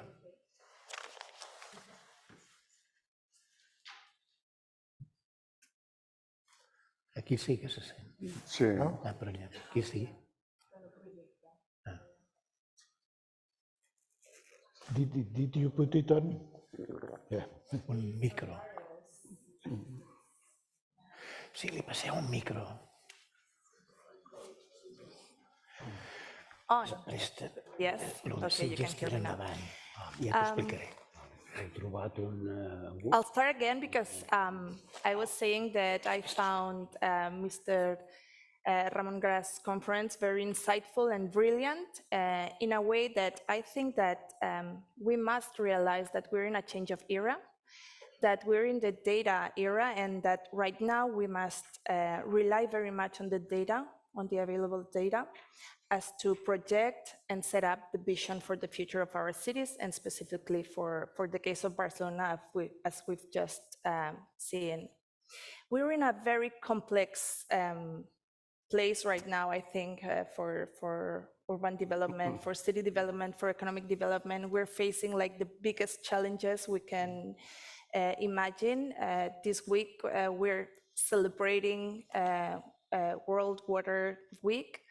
And we're also seeing the results of the last IPCC study that the United Nations released. And I think that we're very concerned of the global challenges that we're facing. We need to lean towards net zero, more sustainable, more logic way of producing. We need to ensure that the digital transition is going to be fair and just and inclusive.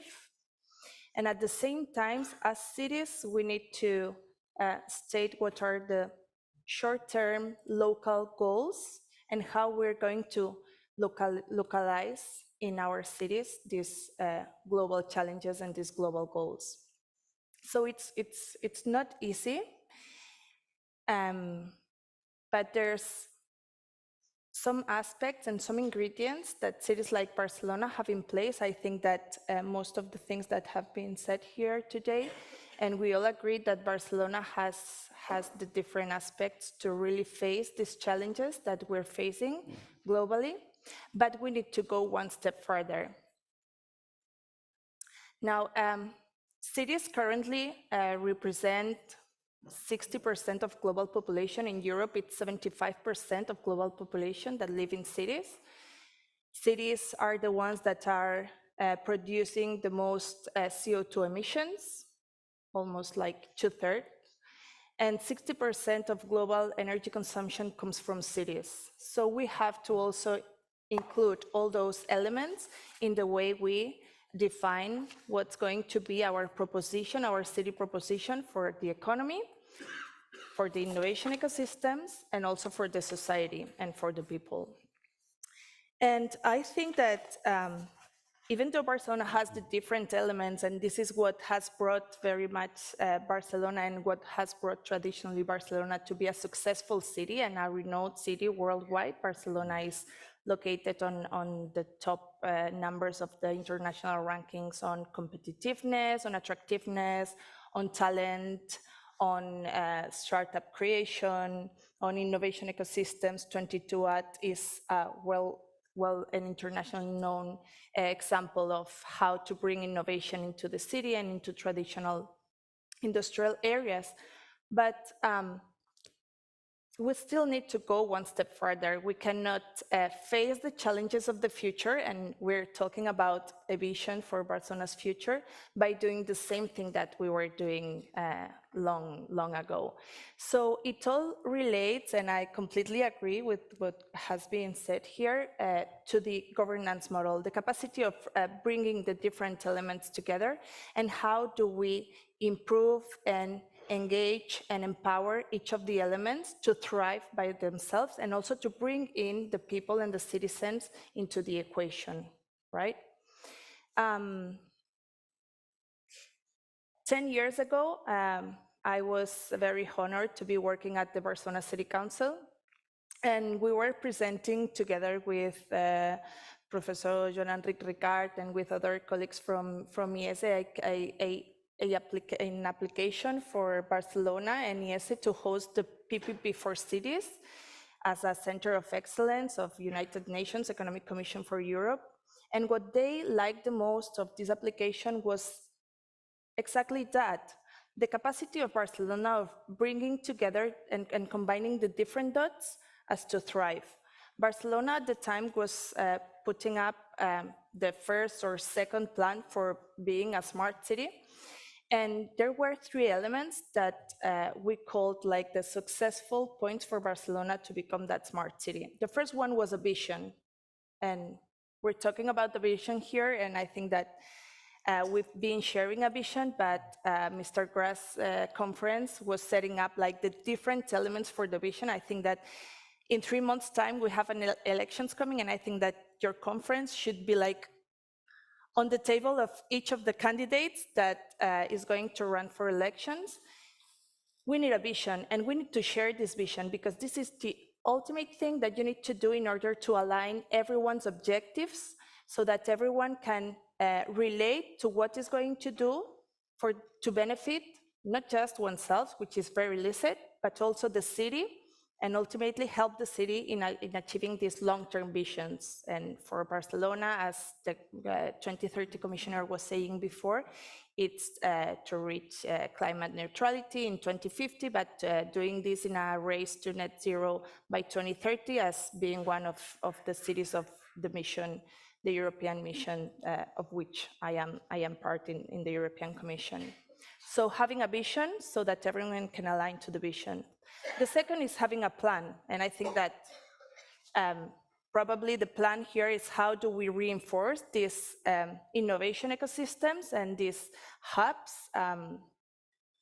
Okay, there's 0 innovation hubs, right, in Barcelona. I know that Mobile World Capital just said that there are like 96 technological hubs from companies, private companies that are locating their hubs in Barcelona. So maybe we could we should bring those hubs into the equation as well.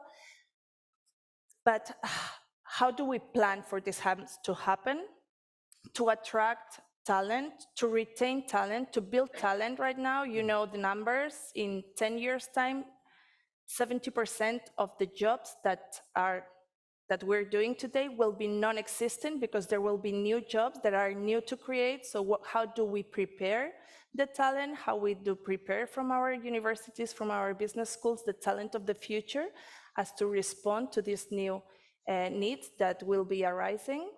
So talent, innovation, research, and how do we bring that research into the market? Because at the end of the day, we'll want to be competitive so that our businesses and companies can create high quality jobs and generate an opportunity for everyone.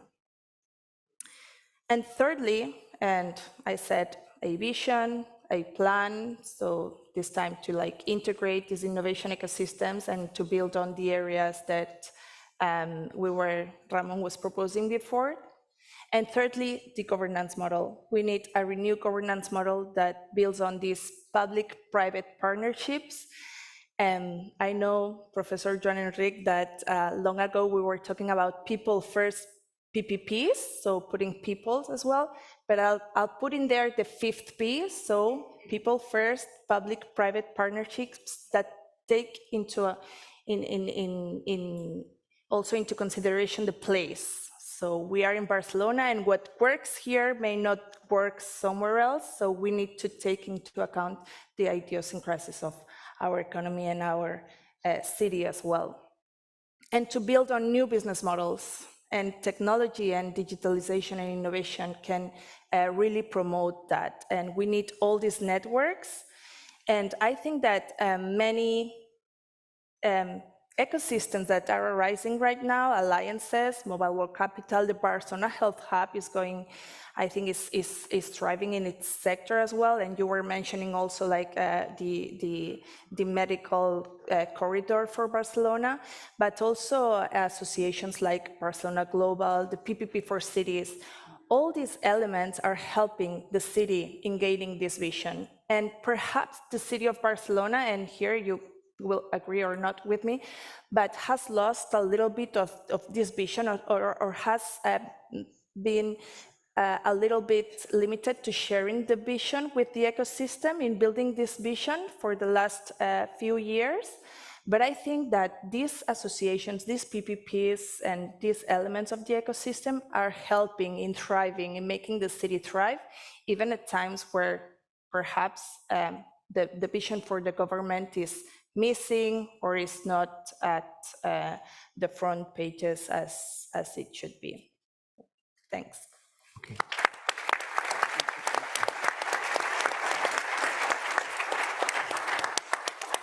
Thank you, Maria. Thank you to all.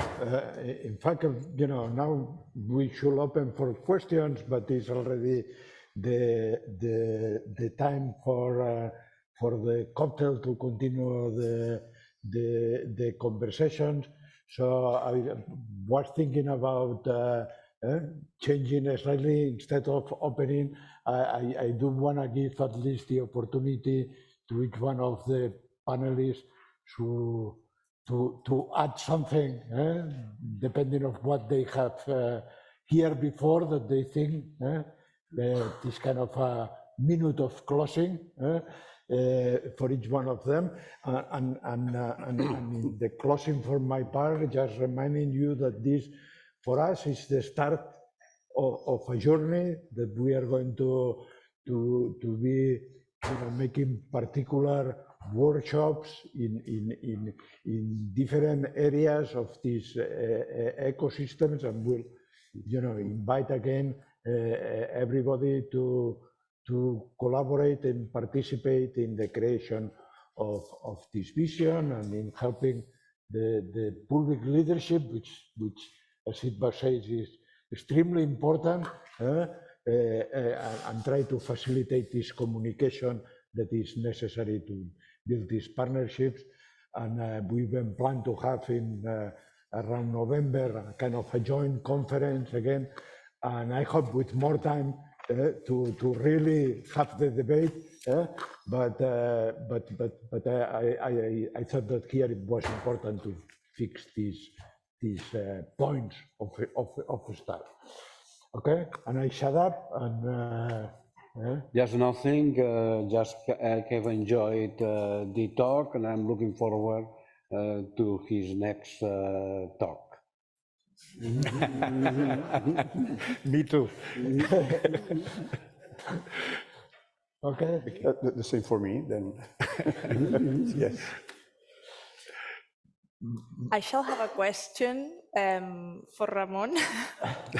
No, I was just wondering, like in your conference, you were saying that we need to ultimately tend to, I don't know the exact word that you were using, but like to reach the fullest capacity of each of these like ecosystems and areas in the city, as to promote more density, compactness, and to really make sure that the provision of everything is affordable, is effective, is efficient, etc.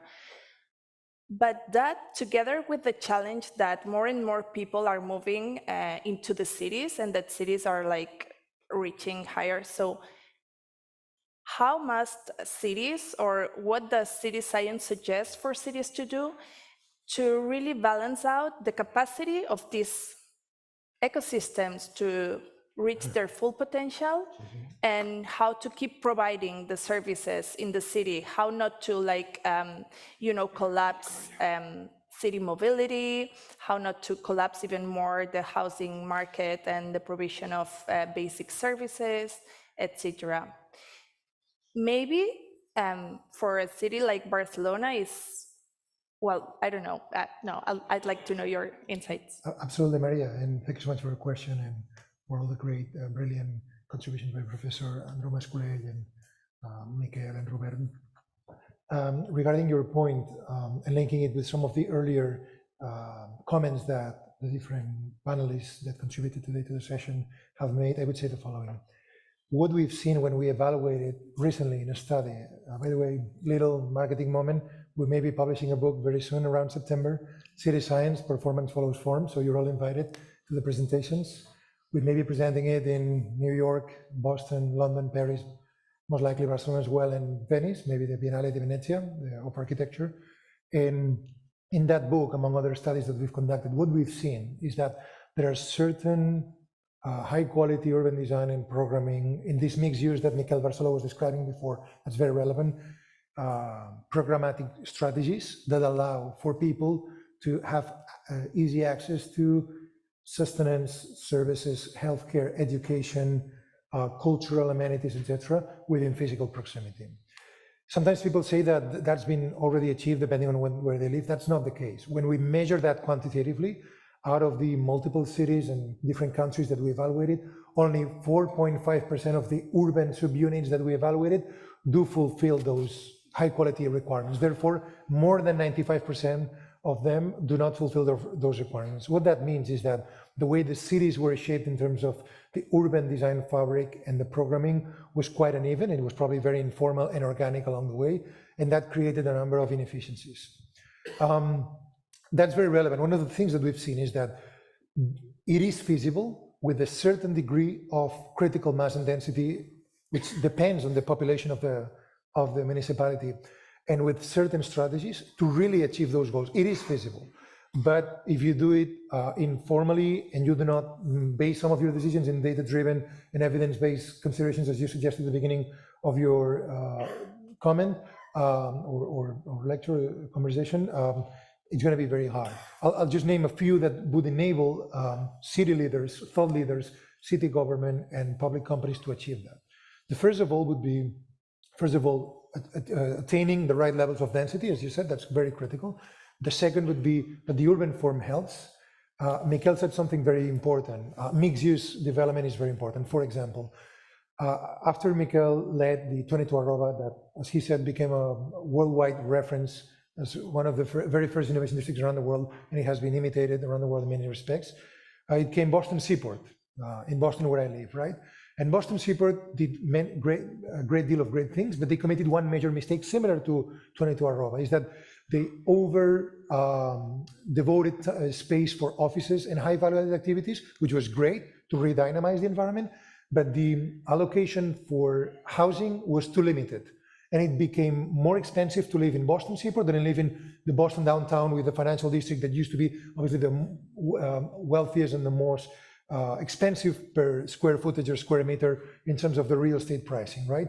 So that became problematic because the people working there could not afford to live there, right? So they had to live 2 or 3 neighborhoods away or districts, and then the commuting times would increase, the emissions would increase, as Miquel and Roberto Gili were mentioning before, et cetera, et cetera. Now, the reason why I'm saying this is because with the proper urban design, with the proper density, and with the proper distribution of amenities, we can achieve those goals.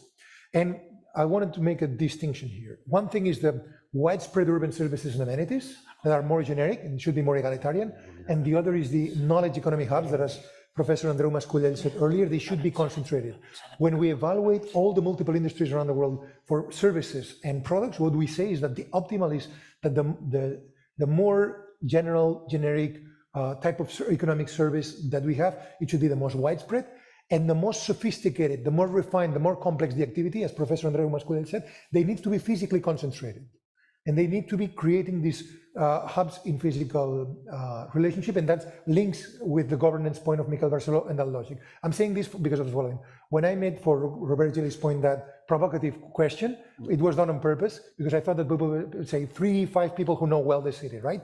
Because they would speak about 22 At, which is the very first innovation district in Barcelona and one of the very first in the world, which has a lot of great attributes, which increased from 36,000 people to over 95,000 people, a fair amount of them in working innovation activities, concentrated in collaboration with UPF, with new universities, IAC, and others.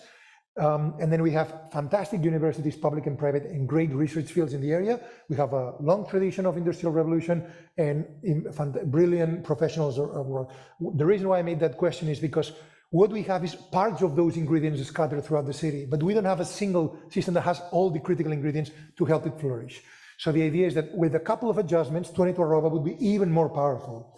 With certain considerations for urban redesign, urban regeneration, smart specialization, and a systems logic, the new districts that we're contributing and other city leaders in Barcelona, in Badalona, in Esplugas, and others would have all the critical ingredients and dynamics. In other words, what we observe is that very often we have some of these ingredients. This goal is attainable, is achievable. We just need to sometimes combine a holistic vision with some evidence-based considerations. but that would enable to have these consolidated systems that have both the ingredients and dynamics, therefore the multiplying effects, which is what people perceive in the end, would be realized. Thank you. Thanks. Okay, well, thank you for answering the question. Thank you everybody for participating, for being here, and we hope to count on you for the following, and we can continue the conversation Jo penso que s'ha acabat, in the cocktail that is going to be in the Q300, 2 floors up, so that we can continue with this thing. When you get out, you'll find that there is a kind of a summary. No, that's not going to be ready. Okay, so thank you very much.